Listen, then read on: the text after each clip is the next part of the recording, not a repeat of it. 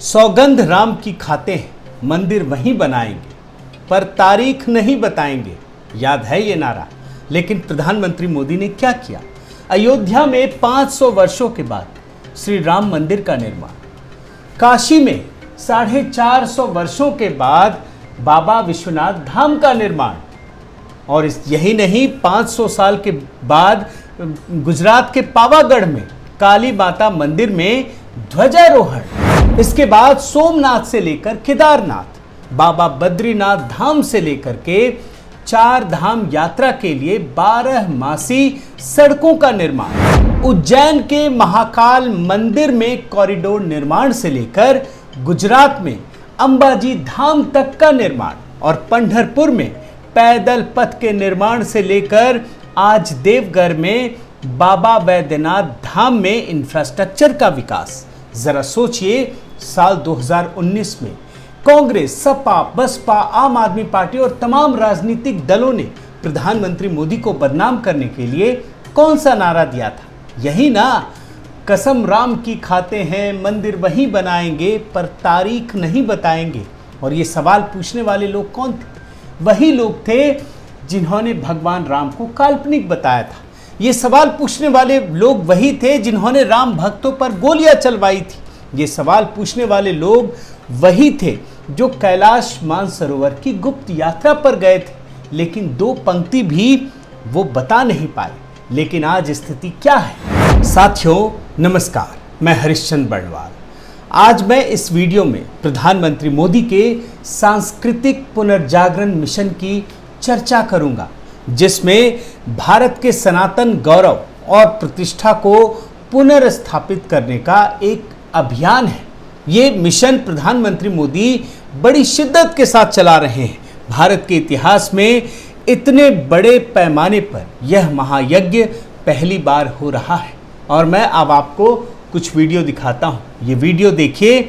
ये झारखंड के देवघर शहर यानी बाबा वैद्यनाथ धाम की तस्वीरें हैं। इस शहर के लोग एक दिन पहले यानी कल सड़कों पर उतर आए, लाखों की संख्या में दिए जलाए। ऐसा लगा मानो दिवाली आ गई हो, लेकिन ये दिवाली नहीं थी, ये खुशियां थी प्रधानमंत्री मोदी के आगमन की, जो बहुत सारी परियोजनाओं का जिन्होंने आज लोकार्पण किया है। एक दिन पहले देवघर के लोगों ने कुछ इस प्रकार से उनका स्वागत किया है। जाहिर है लोग खुश होंगे ही। की नगरी में मोदी जी का स्वागत है। लेकिन बात सिर्फ इतनी भर नहीं है।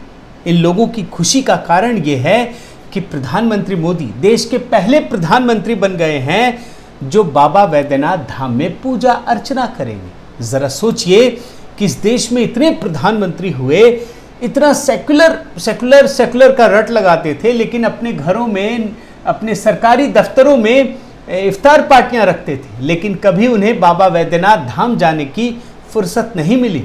ये है यहाँ का सेकुलरिज्म। और याद रखिए, जब मैं झारखंड की बात कर रहा हूँ ना, तो आपको मैं कुछ रिपोर्ट दिखाता हूँ। ये स्थिति पैदा हो गई है और इन दिनों चर्चा में है कि क्या झारखंड में शरिया कानून लागू हो गया।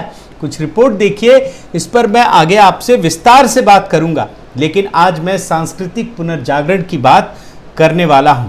आज जब झारखंड के देवघर शहर में प्रधानमंत्री मोदी पहुंचे और पहली बार बाबा वैद्यनाथ धाम में पूजा अर्चना की, तो लोगों की खुशी अपार थी। लोग प्रधानमंत्री के साथ अपनी खुशियों को साझा कर रहे थे। प्रधानमंत्री मोदी वर्तमान में मंदिरों को उनका सनातन वैभव वापस करके हिंदू धर्म पर हो रहे जो लेफ्ट लिबरल इकोसिस्टम है, जो उस पर आघात करता है, उसे वो संरक्षित करने का काम कर रहे हैं। भारत आस्था, अध्यात्म और तीर्थ स्थलों की धरती है। साथियों, आपको ये जानकर खुशी होगी कि बाबा वैद्यनाथ धाम 12 ज्योतिर्लिंगों में से एक है, और आज प्रधानमंत्री मोदी ने इस शहर को दुनिया भर से कनेक्ट करने का काम किया है। उन्होंने वहाँ एक अंतर्राष्ट्रीय स्तर पर एयरपोर्ट का निर्माण करवाया, जिसका उन्होंने उद्घाटन किया। यही नहीं, अब बाबा की नगरी के लोगों को इलाज के लिए दिल्ली नहीं आना पड़ेगा। आज प्रधानमंत्री मोदी ने वहाँ एम्स का भी लोकार्पण किया। आप देखिए, कुल मिलाकर देखें तो बाबा वैद्यनाथ धाम में इंफ्रास्ट्रक्चर के विकास में प्रधानमंत्री मोदी ने 16,000 करोड़ रुपए से अधिक की परियोजनाओं का लोकार्पण किया है। साथियों, अब मैं इस वीडियो में आपको उन तीर्थ स्थलों की जानकारी दूंगा जिसे प्रधानमंत्री मोदी एक मिशन के साथ पूरा कर रहे हैं, आगे बढ़ा रहे हैं, उसका विकास कर रहे हैं। अब आप देखिए, ये 5 अगस्त 2020 की तस्वीर है। प्रधानमंत्री मोदी ने भगवान राम के मंदिर का शिलान्यास किया, पूजा अर्चना की। यह दरअसल भारत की आत्मा के स्वचेतन का दिन था। जो आत्मा में चीज़ें दब गई थी, छिप गई थी, हम अपने धर्म को लेकर विमुख हो गए थे, उसे जगाने का काम प्रधानमंत्री मोदी ने किया। जिस भूमि पर 500 वर्षों तक छिपा कर रखा गया, दबा कर रखा गया, उस पर उन्होंने 40 किलो चांदी की ईंट से नए भव्य राम मंदिर की आधारशिला रखी।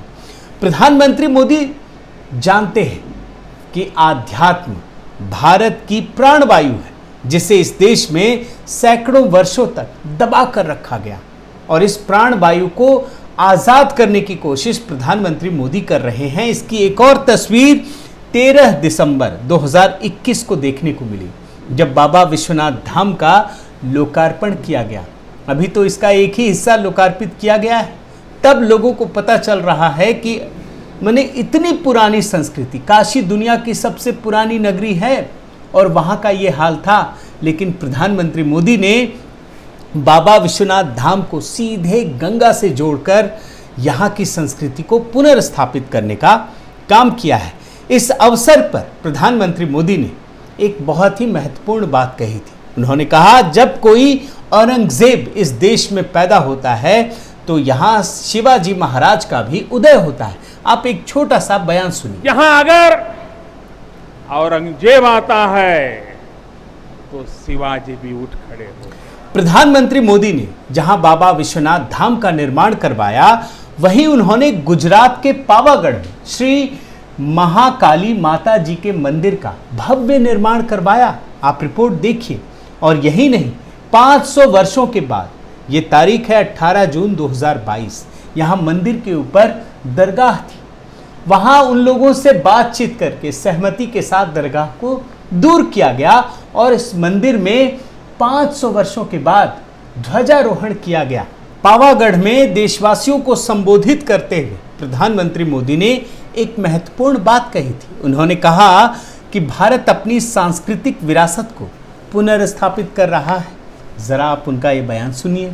आज भारत के आध्यात्मिक और सांस्कृतिक गौरव पुनर्स्थापित हो रहे हैं। साथियों, प्रधानमंत्री मोदी जिस मिशन को पूरा कर रहे हैं, वही मिशन देश में आजादी के बाद पूर्व उप प्रधानमंत्री सरदार पटेल लेकर चले थे। सरदार पटेल ने भी सोमनाथ मंदिर की पुनर्स्थापना की थी और याद होगा कि पंडित नेहरू उसका पुरजोर विरोध कर रहे थे। उन्होंने अपनी नाराजगी जाहिर की थी, लेकिन तमाम विरोधों के बावजूद भी उन्होंने सोमनाथ मंदिर का पुनर्निर्माण करवाया और आज उसी पथ पर प्रधानमंत्री मोदी चल रहे हैं। आप ये रिपोर्ट में भी देख सकते हैं। लेकिन प्रधानमंत्री मोदी उससे आगे भी बढ़ रहे हैं। सोमनाथ ट्रस्ट का चेयरमैन रहते हुए उन्होंने गर्भगृह को स्वर्ण में तब्दील करवाया। और इसके अलावा 20 अगस्त, आप रिपोर्ट देखिए, 20 अगस्त 2021 को सोमनाथ मंदिर के भव्य विकास के लिए कई परियोजनाओं की शुरुआत की। यहाँ माता पार्वती के मंदिर का भी निर्माण किया जा रहा है। और इस मौके पर भी प्रधानमंत्री मोदी ने देश को एक महत्वपूर्ण बात कही। उन्होंने कहा कि दहशतगर्दी के दम पर साम्राज्य खड़ा करने वाले मानवता को ज्यादा दिन तक दबाकर नहीं रख सकते। उसी पुनर्चेतना की बात कह रहे हैं जो मैं आपको इस वीडियो में दिखा रहा हूं। आप उनका एक छोटा सा बयान सुनिए। जो आतंक के बलबूते साम्राज्य खड़ा करने वाली सोच है, वो किसी कालखंड में कुछ समय के लिए भले हावी हो जाए, लेकिन उसका अस्तित्व कभी स्थायी नहीं होता। एक तरफ प्रधानमंत्री मोदी जहां ध्वस्त हुए मंदिरों का निर्माण कर रहे हैं, वहीं दूसरी तरफ वो हिंदुओं की आस्था के एक महत्वपूर्ण केंद्र केदारनाथ का भी विकास कर रहे हैं। आप याद रखिए कि अभी कुछ वर्षों पहले मोदी जी के पीएम बनने से पहले जब केदारनाथ में त्रासदी आई थी तो क्या लोग सोच सकते थे कि इसका पुनर्निर्माण होगा। लेकिन आज बाबा केदारनाथ धाम उसी स्थिति में स्थापित ही नहीं हुआ है बल्कि उसका विकास हो रहा है। और याद रखिए कि यहाँ पर प्रधानमंत्री मोदी ने आदि गुरु शंकराचार्य की विशाल प्रतिमा का भी स्थापित करवाया है। आप रिपोर्ट में देखिए। और ठीक इसी प्रकार बद्रीनाथ धाम पर आइए, ये भी प्रधानमंत्री मोदी के दिमाग में था और जो उनका ड्रीम प्रोजेक्ट है ना, अब उसे शुरू करने का समय आ गया है। एक मास्टर प्लान तैयार किया गया है और आप रिपोर्ट देखिए, इस पर काम भी शुरू हो गया है। और जब ये पूरा का पूरा प्रोजेक्ट शुरू होगा तब लोगों को पता चलेगा कि हमारी संस्कृति आस्था के केंद्र को किस प्रकार दबा कर रखा गया था। अब ये सारे केंद्र खुली हवा में सांस ले रहे हैं और लोगों को प्रेरित कर रहे हैं। अब जब मैं बात केदारनाथ धाम, बद्रीनाथ धाम की कर रहा हूँ तो इसी उत्तराखंड में चारों धाम है जो उन तक लोगों की पहुंच हो, जैसे गंगोत्री, यमुनोत्री, उन चारों धामों तक पहुंचने के लिए एक ऐसी सड़क का निर्माण करवाया जा रहा है। और ये प्रधानमंत्री मोदी अपनी देख रेख में कर रहे हैं, जहां 12 महीनों तक, सालों भर 12 सड़कों का निर्माण करवाया जा रहा है। अभी तक हम विदेशों में देखते थे कि शानदार सड़कें, चारों तरफ बर्फ और एक नेचर, आप प्रकृति के दर्शन करते थे। अब ये आपको 4 धाम में देखने को मिलेगा। मतलब प्रकृति के भी दर्शन और ऊपर से संस्कृति, अपनी आस्था के केंद्रों के भी दर्शन। ये है प्रधानमंत्री मोदी का मिशन। आज जब प्रधानमंत्री मोदी देवघर में बाबा वैद्यनाथ धाम से जुड़े प्रोजेक्ट का लोकार्पण उन्होंने किया है, तो इसी प्रकार के प्रोजेक्ट का उद्घाटन उज्जैन में महाकाल मंदिर कॉरिडोर का वो करने वाले थे और ये जून में ही होने वाला था लोकार्पण, लेकिन किसी कारणवश वो हो नहीं पाया। लेकिन यकीन मानिए, आप रिपोर्ट देखिए, जल्द ही प्रधानमंत्री मोदी महाकाल कॉरिडोर का भी उद्घाटन करने वाले हैं। और जब मैं सारे तीर्थ स्थलों की बात कर रहा हूं तो गुजरात के अंबाजी धाम की चर्चा भी जरूरी है। मुख्यमंत्री रहते हुए नरेंद्र मोदी ने अंबाजी में सभी 51 शक्तिपीठों का प्रतिरूप तैयार करवाया था और ये एक बड़ा धाम हो चुका है। आज देश में अगर श्रद्धालु सभी 51 शक्तिपीठों में नहीं जा सकते हैं तो वो यहाँ जा सकते हैं और यहाँ जाकर दर्शन कर सकते हैं। और ये अंबाजी धाम आज देश में आस्था का एक बहुत बड़ा केंद्र बन चुका है। और ठीक इसी प्रकार आप महाराष्ट्र के पंढरपुर में चले आइए। पंढरपुर में लाखों श्रद्धालु पैदल यात्रा करते हैं और ये विश्व प्रसिद्ध है। यहाँ कई हादसे भी हो चुके हैं। प्रधानमंत्री मोदी ने यहाँ पर भी 8 नवंबर 2021 को सैकड़ों करोड़, हजारों करोड़ की परियोजनाओं की शुरुआत की। और याद रखिए, यहाँ संत ज्ञानेश्वर महाराज पालकी मार्ग, श्री संत तुकाराम महाराज पालकी मार्ग के प्रमुख खंडों को 4 लेन का बनवाया जा रहा है। और सिर्फ 4 लेन की सड़क ही नहीं है, बल्कि जो यात्री पैदल श्रद्धालु जाते हैं ना, पैरों में कंकड़ चुभ जाते हैं, तमाम तरह की दिक्कतें होती हैं, क्योंकि कंक्रीट के रोड पर सैकड़ों किलोमीटर जाना आसान नहीं होता। प्रधानमंत्री उन श्रद्धालुओं के लिए पैदल पथ का निर्माण करवा रहे हैं, जो पैदल चलने वाले श्रद्धालुओं के लिए जिसमें आसानी हो। साथियों, देश की भौतिक समृद्धि तभी सुखमय होती है जब आध्यात्मिक शक्तियों का व्यक्ति के साथ समाज पर गहरा प्रभाव हो। प्रधानमंत्री मोदी इस शाश्वत सत्य को भली भांति समझते हैं और तभी तो वो एक मिशन के साथ हिंदुत्व की आस्था के तमाम केंद्रों का विकास कर रहे हैं। बहुत बहुत धन्यवाद। आपसे गुजारिश है कि आप मेरे इस चैनल को ज़रूर सब्सक्राइब कीजिए, लाइक कीजिए, शेयर कीजिए, कमेंट कीजिए और इस बेल आइकन को प्रेस करना मत भूलिएगा।